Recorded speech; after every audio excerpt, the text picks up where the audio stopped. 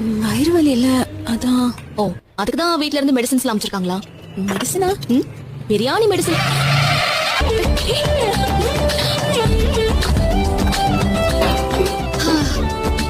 ஏன் சரஸ்வதி, அதான் வாசனையே மூக்க தொலைக்குது.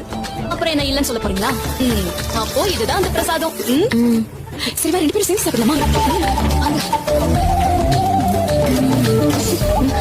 Wow, excellent. இப்படி ஒரு பிரியாணி இது வரைக்கும் நான் சாப்பிட்டதே இல்ல, தெரியுமா?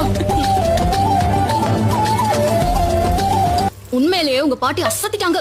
Really super.